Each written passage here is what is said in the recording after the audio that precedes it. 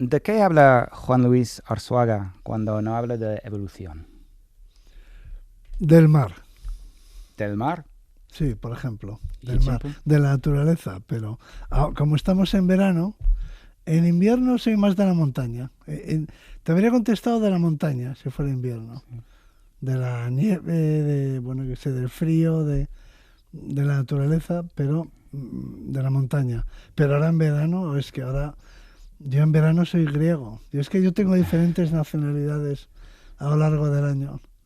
Y ahora ya estoy en fase griega, estoy leyendo la Odisea, por cierto, de alguien que que he leído que tú conoces, que a ver si digo bien el nombre, Fry, Stephen Fry. Stephen Fry. Muy buen amigo. De hecho, está en Madrid ahora mismo rodeando. serio? Sí. Ay, qué gracia. Pues tiene algunos libros, escrito varios libros sobre mitología griega, varios, y el último creo que es, el que estoy leyendo ahora, es sobre la Odisea, su versión personal de la Odisea. Entonces ahora mismo soy griego. Habla 1, 2, 3, 4, 5, 6. La cadena SER presenta... A ver, ¿qué onda el piano? ¿Está afinado? Sí, muy bien. A ver. En clave de Rhodes.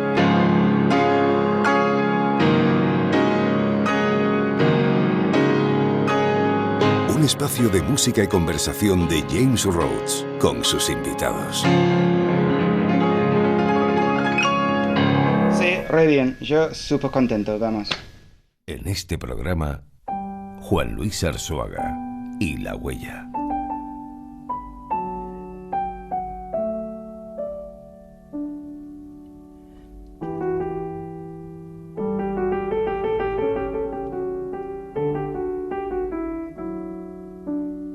Vivimos mirando hacia adelante, hacia lo inmediato, lo que viene después, lo que aún no ha pasado. Pensamos mucho en cómo será el futuro, cómo avanzará la inteligencia artificial, en qué mundo vivirán nuestros nietos. Pero hay algunos que han dedicado su vida a mirar hacia atrás, a reconstruir nuestros orígenes, a leer nuestras huellas. Uno de los más reconocidos es el paleoantropólogo Juan Luis Arzuaga. Juan Luis, ¿qué tal? Hola, pues muy bien, encantado de estar aquí. Yo también, me da un poco de miedo entrevistar a alguien tan inteligente. Has hablado de Stephen Fry y al lado de él sois los dos seres humanos más inteligentes que he conocido en mi vida, creo. Pues muchas gracias, pero habría que definir la inteligencia, pero sigue. Eso sí, Me gusta, claro, piropeo. Sí. Por si hay alguien que no te conoce, vamos a resumir quién es Juan Luis Arzuaga. Juan Luis Arzuaga nació en Madrid en 1954.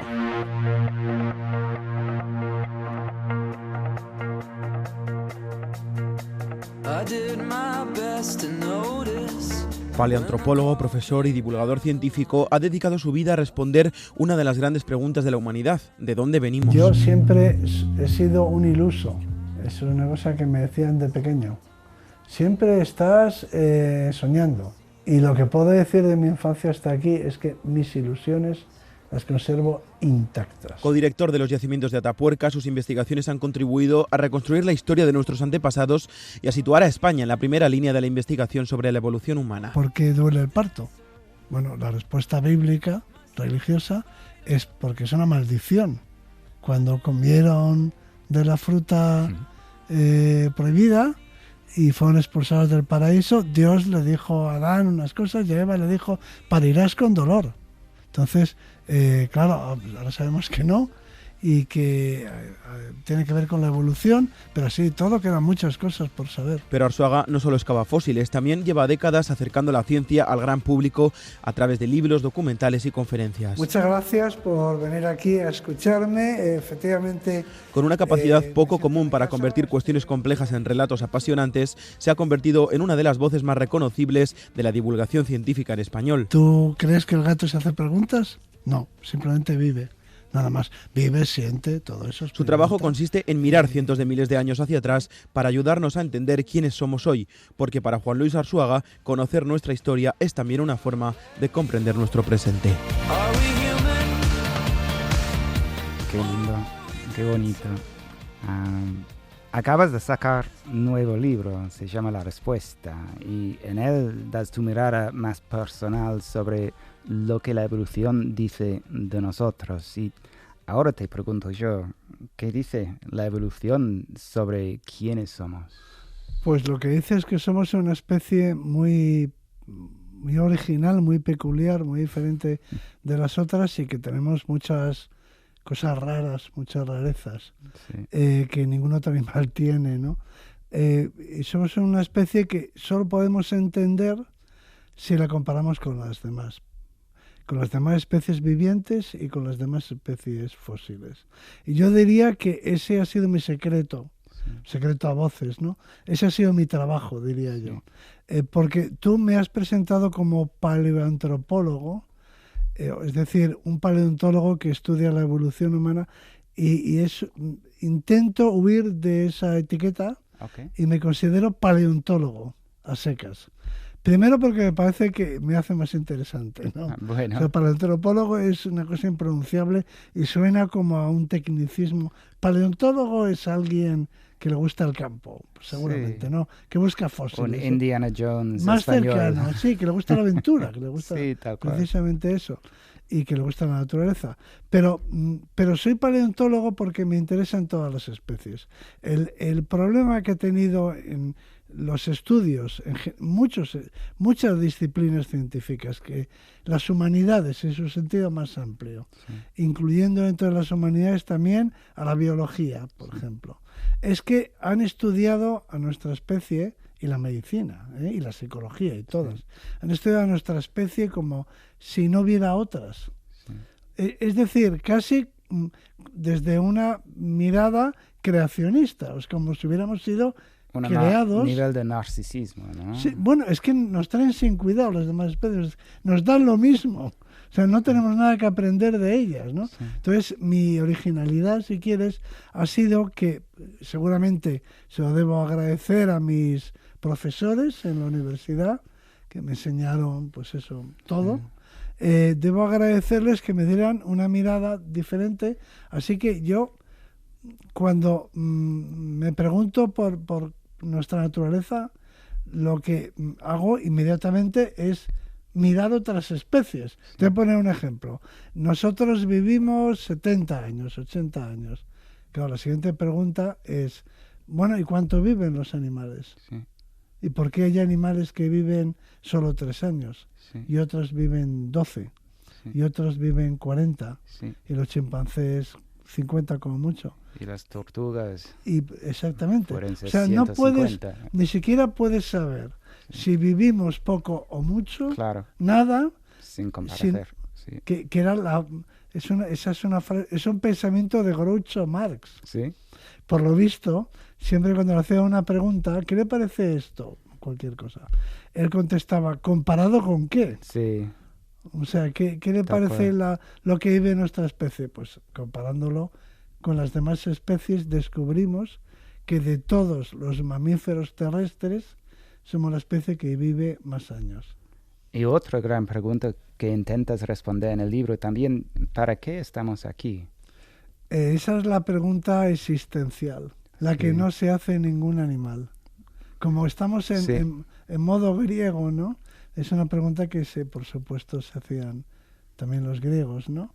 Y la pregunta es que sobre todo en el siglo XX, que es el siglo del existencialismo, ¿no? Es cuando la pregunta es más acuciante. O sea, porque las respuestas que ha dado la humanidad a lo largo del tiempo buscaban el sentido de la vida de muchas formas, ¿no? Al servicio del grupo, o al servicio de la patria, o de algún colectivo. Es una forma de darle sentido a la muerte, ¿no? Diciendo, bueno, pero es un sacrificio por algo, una causa, lo que sea, eso le da sentido, ¿no? El sacrificarte por otros le da sentido, por una idea.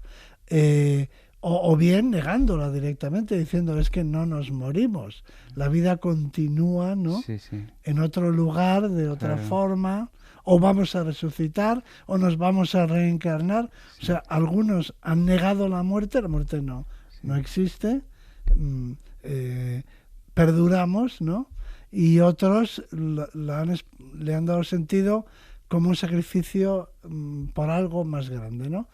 Pero llega el siglo XX y el existencialismo Con francés Sartre, con Descartes. es muy bonito, porque yo sí. todas las filosofías y todo lo pongo en su contexto, ¿no? Sí, O sea, ahí en el Boulevard Saint-Germain y sí. en las cafeterías. O sea, no imagino la filosofía ni nada en un piso. Yo tengo... Claro. Entonces me imagino ese ambiente. Aunque incluso mucho más antes, Marco Aurelio estaba Era muy estoico. avanzado. Bueno, Marco Aurelio era un estoico y la filosofía estoica intenta contestar a esta pregunta. Pero funciona, ¿no? Es bastante... Yo no les creo. No. Por lo general a los ¿En estoicos serio? no les creo. Está mucho más de moda. Jolín, Yo soy epicúreo. es que me ha dado mucho consuelo, Marco Yo soy Aurelio. epicúreo. Estamos desviando muchísimo. Mira, Bueno. espera.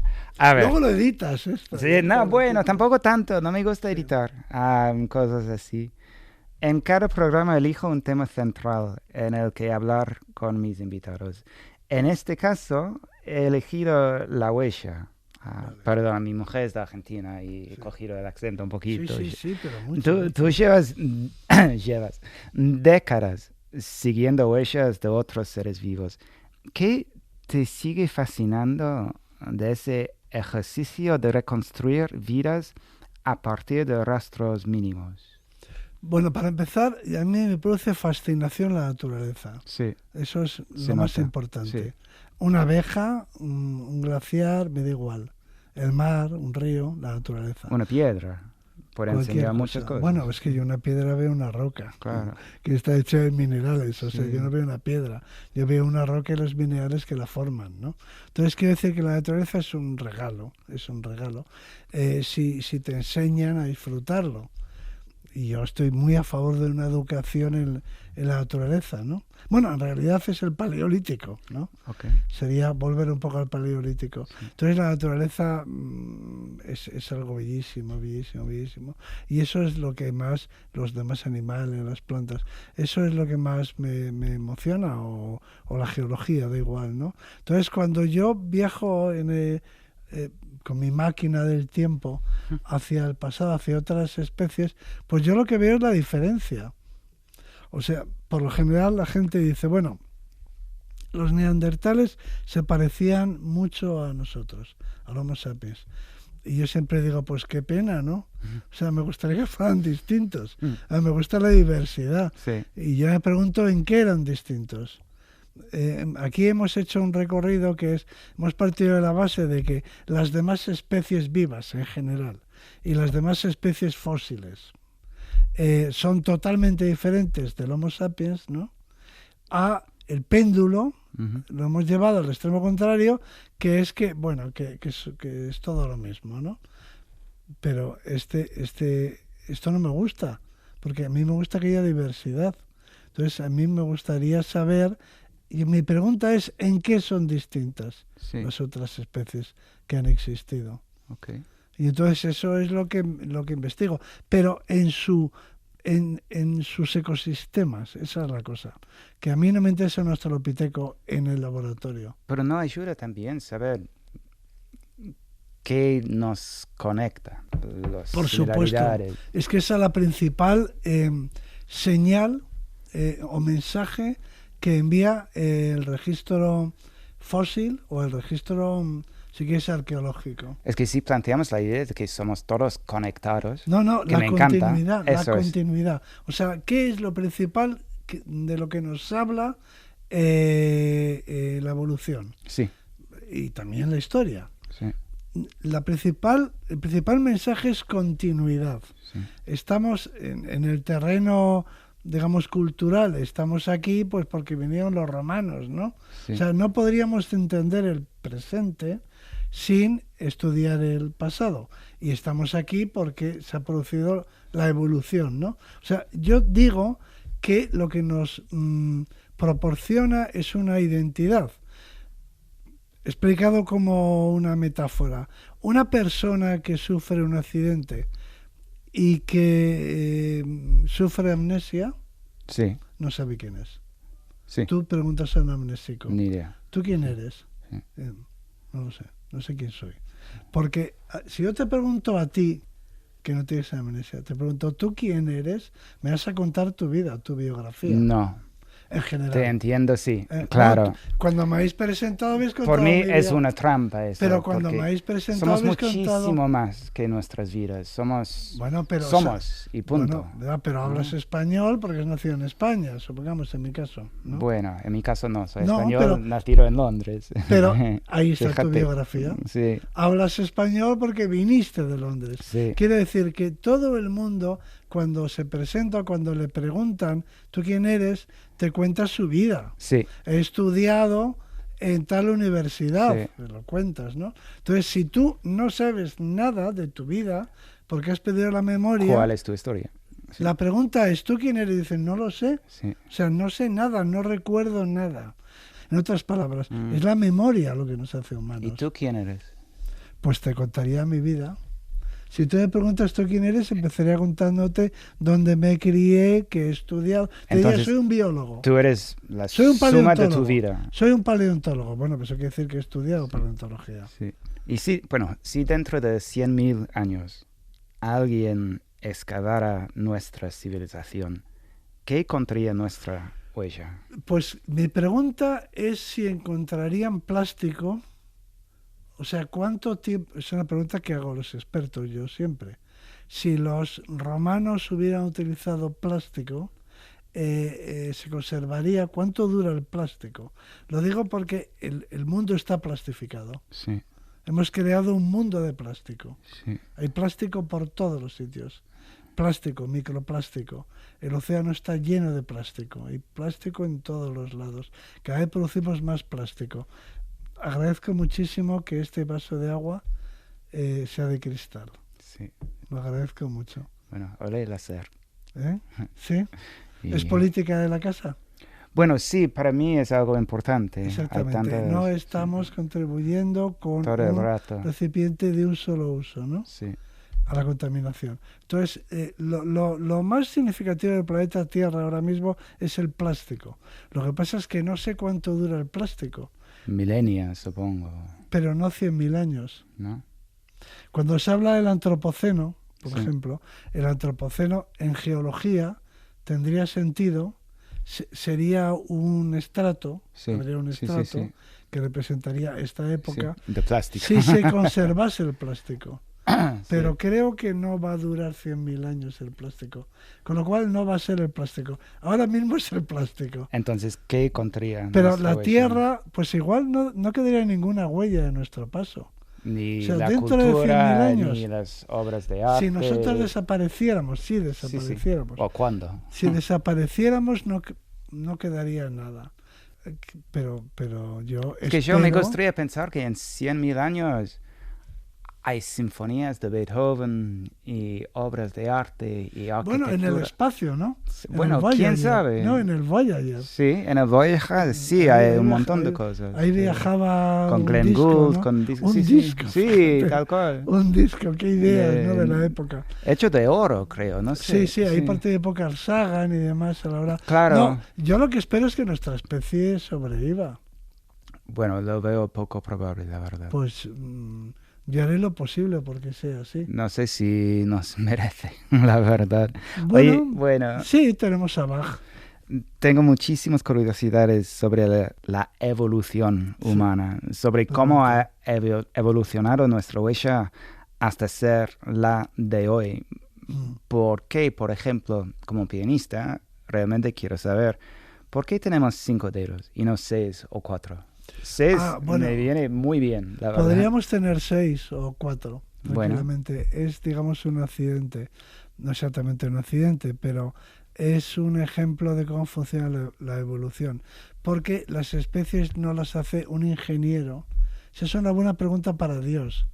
Si Dios hubiera Es hecho que la Dios especie no humana. estaba disponible hoy. No, pero si Entonces, Dios tú hubiera estás hecho la aquí. especie humana, Cuidado con el dedo, ¿eh? le podríamos haber preguntado ¿por qué nos pusiste 5 dedos? Claro, ¿y qué debería? Pero la evolución hace chapuzas, hace bricolaje. Sí, todo el rato. Es bricolaje, porque la Sí. evolución consiste en modificar Sí, como Lego. algo que preexistía, claro. O sea, la evolución no parte de la nada. Sí, No sé, para que te hagas una idea, los huesecillos del oído que nos permiten oír antes eran unos arcos que soportaban branquias. Sí, O sea, la evolución convierte unas branquias, unos arcos branquiales, en los huesecillos del Sí. oído medio. Porque, ¿de dónde va a sacar si no los huesecillos?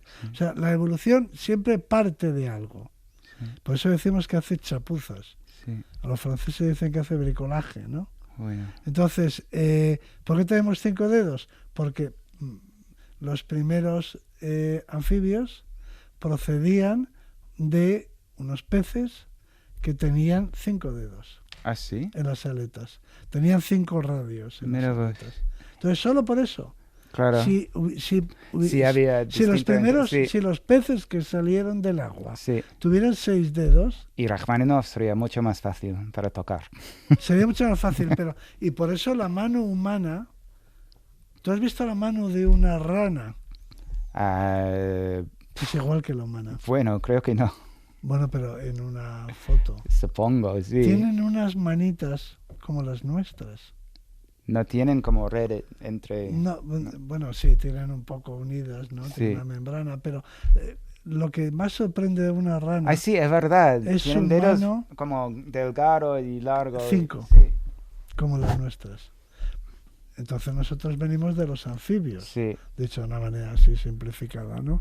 Y por lo tanto tenemos 5 dedos porque los tenían los anfibios, los primeros vertebrados terrestres tenían 5 dedos y estos a su vez venían de los peces, de unos vertebrados acuáticos que tenían 5 dedos. O sea, la respuesta es tan simple como toda esa, porque eso no es un invento de la evolución. O sea, el auténtico invento de la evolución es el huevo con cáscara. Eso sí es un invento. ¿Cómo? Explícate. Un huevo que puede, que permite que el embrión sobreviva fuera del agua. Autoprotección. Claro, no, y es poroso. Sí. Es una cáscara calcárea que es porosa Respirable. y que permite el intercambio de gases. Los peces tienen reproducción externa y los óvulos fecundados, los huevos, se desarrollan en el agua. Producen miles y miles y miles, cientos de miles. Los salmones, por ejemplo. Sí. Los salmones, en la freza que se dice cuando se reproducen, los machos, las hembras sueltan miles de óvulos, los machos sueltan cientos de miles o millones, en realidad millones de espermatozoides y ya está, y se fecundan y se desarrollan en el agua. Y eso es lo que hacen los anfibios también, porque los anfibios tienen que volver al agua para criar. O sea, los huevos los tienen que poner en el agua porque no están aislados del exterior.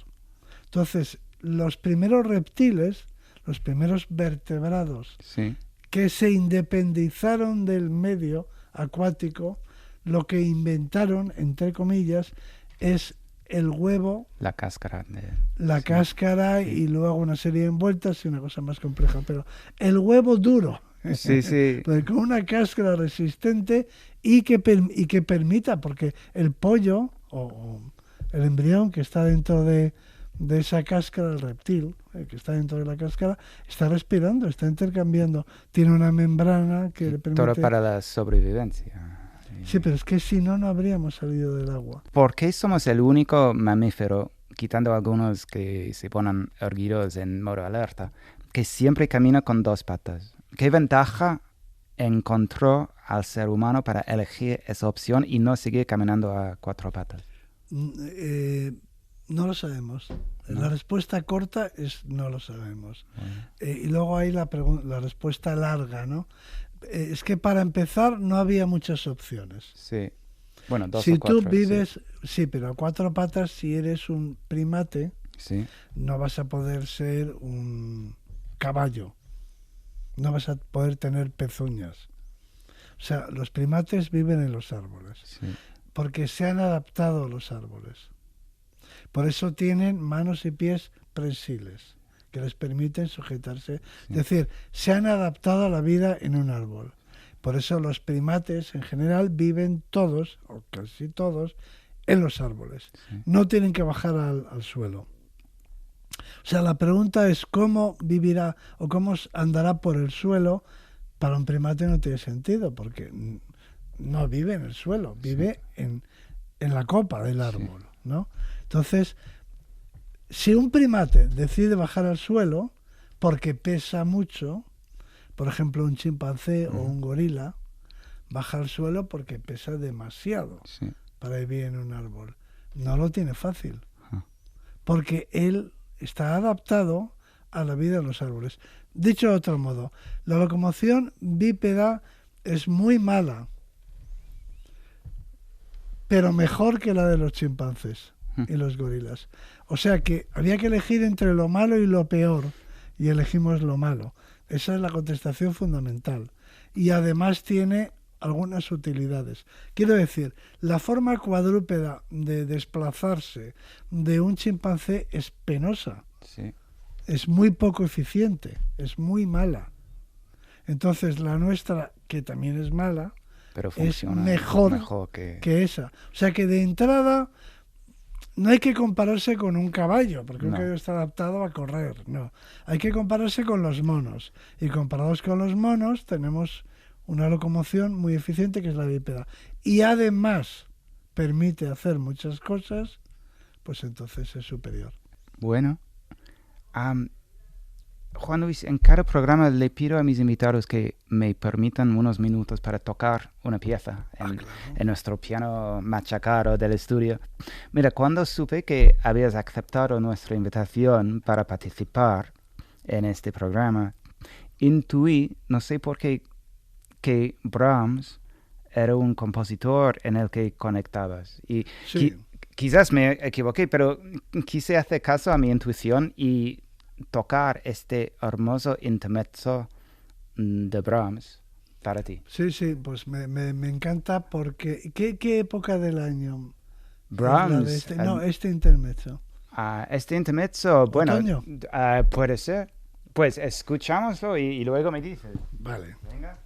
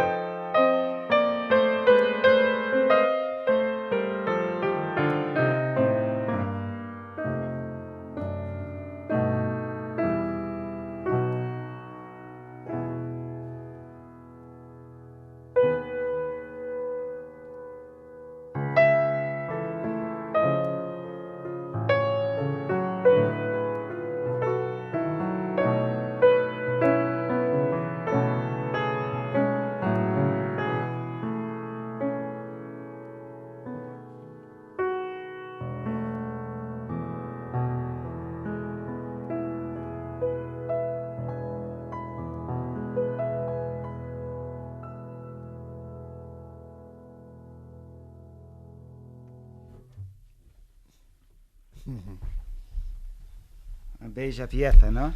Pues sí, sí. Muy Para mí, romántica, ¿no? ¿Qué temporada dirías? Otoño. Sí, yo también. Sí, sí, Tal otoño, cual. otoño. Sí. Hay Ya la llegará, música. ya llegará. Sí, sí, sí, sí. Bueno, a ver, Juan Luis, hemos hablado mucho sobre el pasado, pero me interesa mucho saber también cómo tú, una persona dedicada a investigar de dónde venimos, ve el futuro. ¿Hacia dónde vamos en términos de evolución? Bueno, en términos de evolución no vamos a ningún lado porque en principio ya no hay para nuestra especie no hay evolución. Bueno, la evolución es un fenómeno, para empezar, de escala geológica. O sea que podríamos preguntarnos cómo va a ser nuestra especie dentro de 200.000 años, que me parece que haces una pregunta a muy largo plazo, ¿no? Pero lo interesante es que la mayor parte de la evolución que se produce recientemente es una evolución invisible porque sobre todo se refiere a cuestiones fisiológicas, adaptaciones fisiológicas, a la altitud o si no del sistema inmunitario en su eterna lucha contra los patógenos, que esa es la guerra más antigua del planeta, ¿no? La guerra entre los animales y sus patógenos. Entonces eso claro, hace que nos tengamos que competir con ellos, pero no tiene una gran visibilidad. Por lo tanto, ahora mismo no hay una presión de selección que dirija la evolución en ninguna dirección. Hacia mediados del siglo pasado, cuando ya en un momento en el que en la biología se consolida una doctrina que se llama neodarwinismo, que es un poco el paradigma actual. En esa época muchos biólogos evolutivos o evolucionistas empezaron como un coro a decir que ya era hora de que la especie humana tomase las riendas de su propia evolución.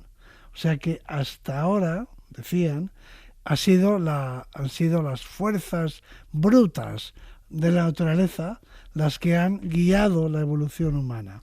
Pero ahora, decían ellos, estamos a punto de que sean los propios científicos, la propia humanidad, la que dirija su evolución.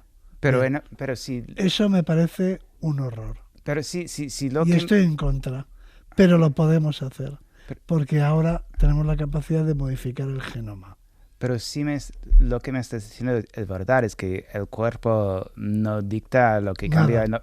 Entonces, ¿por qué tenemos pulgares, por ejemplo?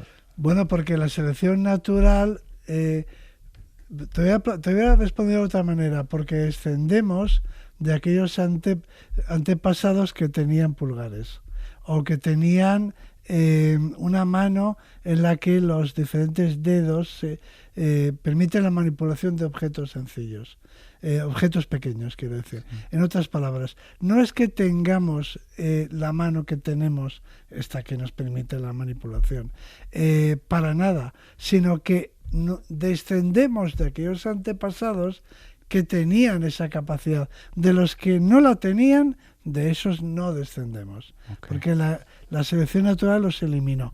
Descendemos de los que tenían nuestras características, pero es que no hay propósito en la naturaleza. Es el postulado número uno de la ciencia. La naturaleza no tiene propósito. En general. O sea, en nada. Lo que tiene son causas, tiene leyes, pero no tiene propósito.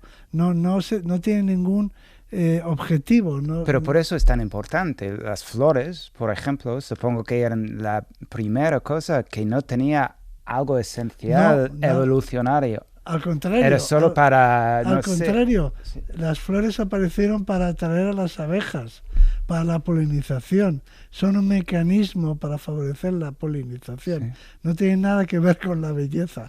No se dirigían, no tenían el propósito de hacer el mundo más hermoso, sino de atraer a los insectos polinizadores. Y de hecho, las flores tienen algunos colores que el ojo humano no es capaz de percibir. ¿Pero qué llegaron antes, los insectos o las flores?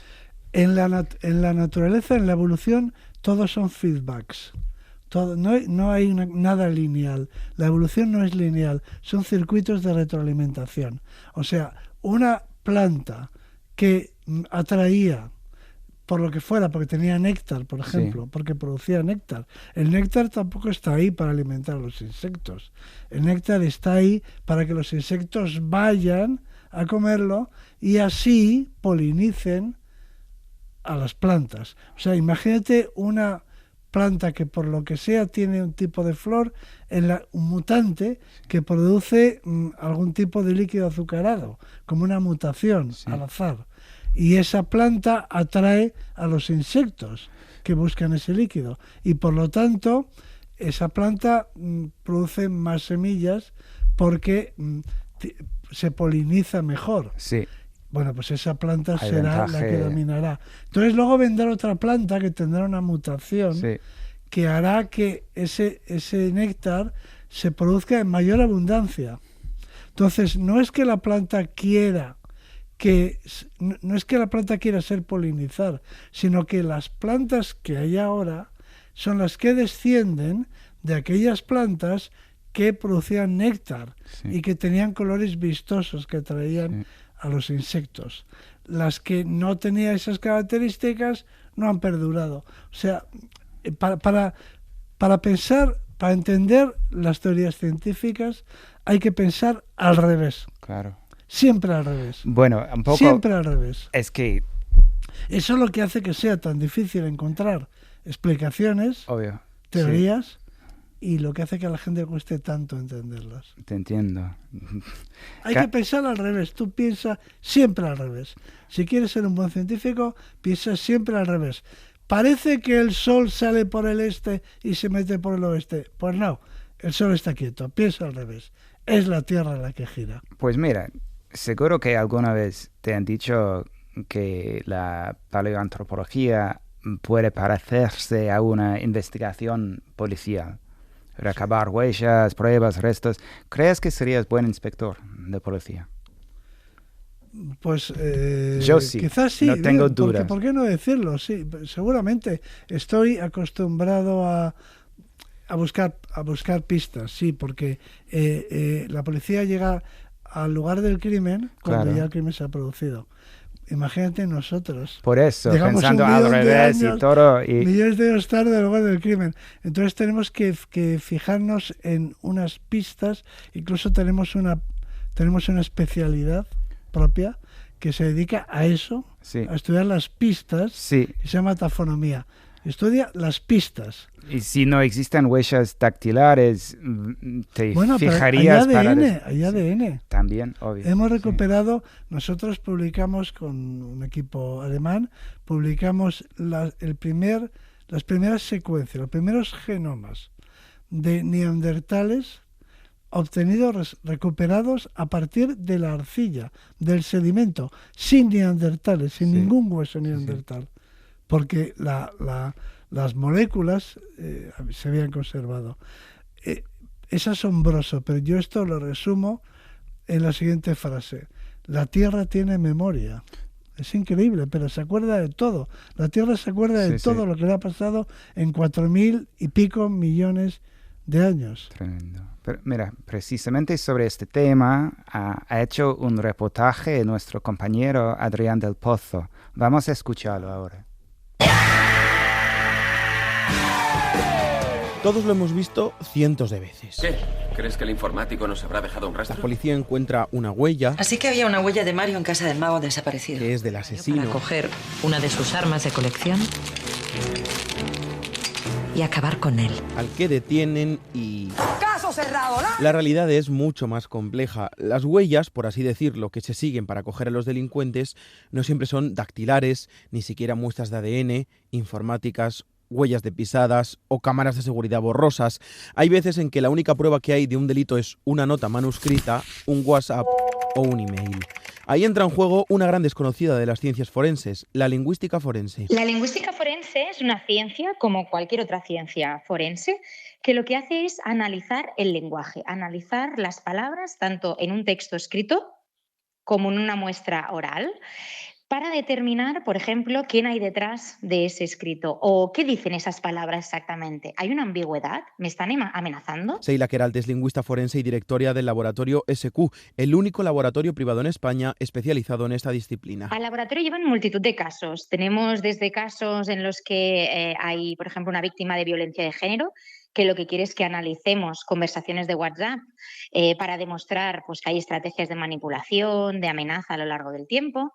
Tenemos, por ejemplo, también casos de ciberacoso en el que queremos saber quién hay detrás de esos mensajes, si es una persona, son varias, si es alguien que conocemos, qué edad tiene, por ejemplo. Y claro, luego está el típico caso de alguien que dice, yo no he escrito eso, ese WhatsApp no lo mandé yo. Muchas veces cuando alguien es acusado de haber escrito pues, unos mensajes en una red social, por ejemplo, pues no reconoce esos hechos, lo que nosotros hacemos es verificar si es probable que sea o no el autor de esos escritos. Vale, pero ¿qué analizan exactamente? ¿En qué se fijan para decir sí, es probable que lo haya escrito la misma persona o no? ¿Qué tipo de palabras utiliza? Pero también, por ejemplo, los errores. Los errores son sistemáticos, nos dicen mucho del perfil de esa persona. ¿Por qué comete ese error?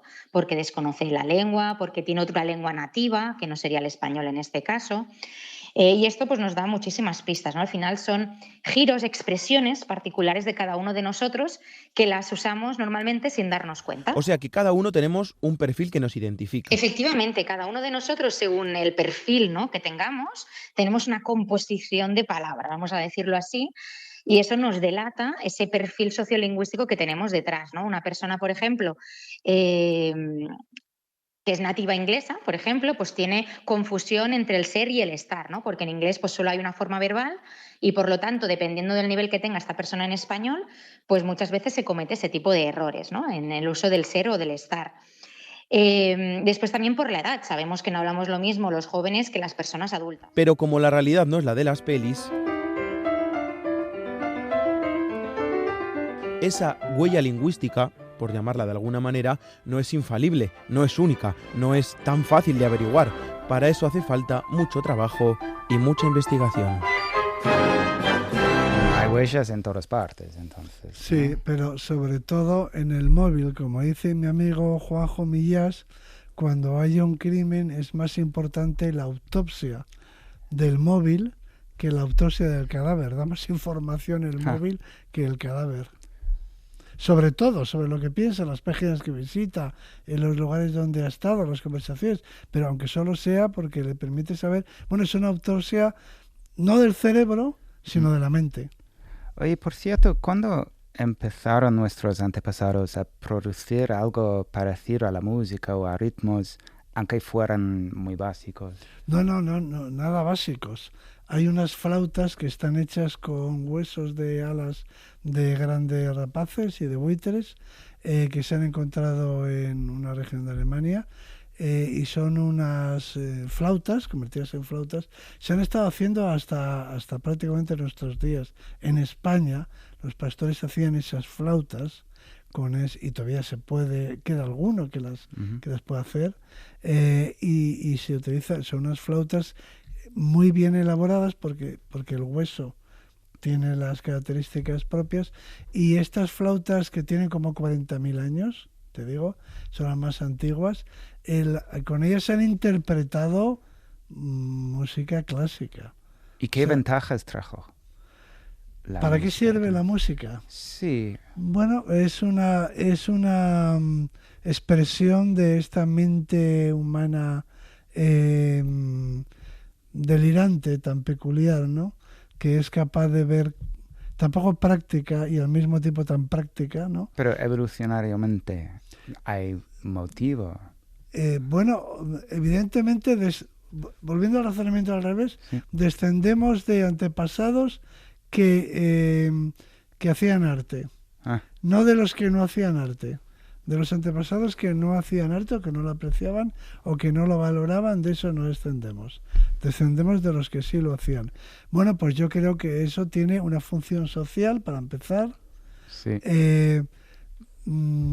Luego tiene que ver con el baile, seguramente, en muchos casos, con el ritmo. Sí. Y el baile es una expresión es un comportamiento colectivo, ¿no? Sí. O sea, probablemente, casi un idioma.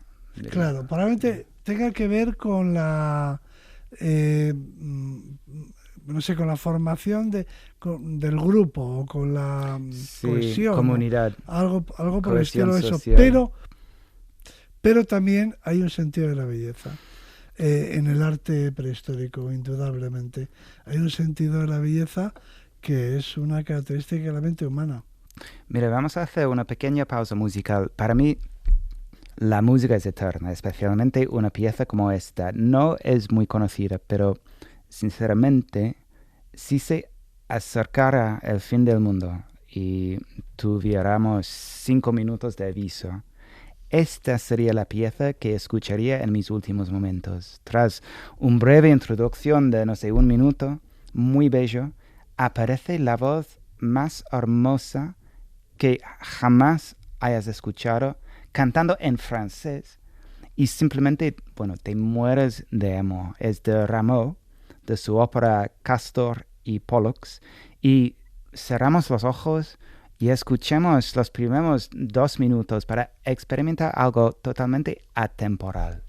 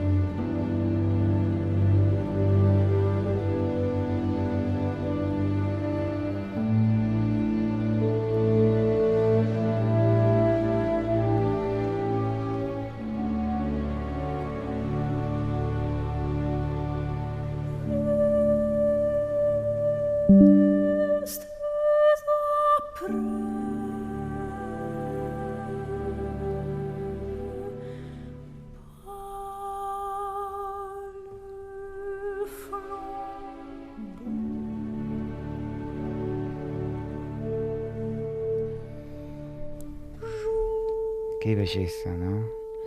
Bueno, en este momento siempre hago preguntas a mis invitados más prácticas, que me ayudan también a mí. A ver, si pudieras teletransportarte a cualquier civilización de la historia de la humanidad, ¿a cuál sería? Eleusis, santuario de Eleusis, misterios de Eleusis en Grecia, cerca de Atenas. Bueno, ni tuviste que pensar. No lo tengo que pensar.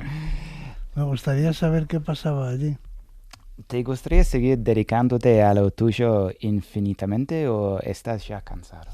No. Infinitamente. Sí, seguiré haciéndome las mismas preguntas u otras preguntas, sí, siempre. Qué lindo. ¿A qué le tienes miedo? Pues no lo sé, no se me ocurre nada original que decir, pues lo típico. Podría decir que tengo miedo a la enfermedad y esas cosas, pero en realidad ese miedo no es real. Tengo miedo a los animales que tienen la boca grande. Ahora lo voy a explicar. Todo lo demás son abstracciones, porque somos una especie biológica. Entonces, con la especie biológica, miedo de verdad, el miedo de la amígdala, o sea, el del cerebro, el terror auténtico, eso nos lo producen a las especies biológicas los animales que tienen una boca grande. Te puedo asegurar que nada te puede producir más miedo que un tiburón o que un león cuando abre la boca. O sea, el miedo biológico, pasa que hemos sublimado el miedo, vamos a llamarlo temor, ¿no? Sí. Pero miedo de la amígdala del cerebro, como especie que somos, cualquier animal que tenga una boca grande y con dientes. Buena respuesta. Bueno, este es un poco difícil, pero si tuvieras que elegir una canción para, no sé, tu boda, tu funeral, para dedicárselo al mundo, ¿cuál sería? ¿Lo tienes claro?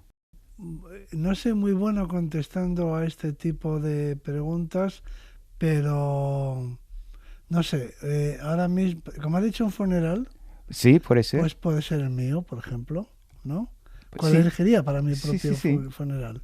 Pues elegiría Agur Jaunak, una canción vasca. Vasca, sí. ¿Por Agur quién? Jaunak, que dice adiós. ¿Ah, sí? Adiós. ¿De qué artista? Señores. No, pues supongo que tiene. Es popular, es muy utilizado. Claro, tiene autor, pero yo no me sé el autor. Sí. O sea, no es ninguno de los grandes compositores vascos o no me lo sé, pero que la hemos cantado muchas veces, ¿no? Sí. Esa canción me parece que tiene la solemnidad adecuada para mi funeral. Para despedir. O sea, que quede aquí eso. Es una canción de despedida, ¿no? Sí. O sea, y la cantamos cuando murió mi padre. Wow. En el entierro, no en el funeral, en el entierro, ¿no? Así que estaría muy bien que me la cantaran también a mí. Ahí lo dejo.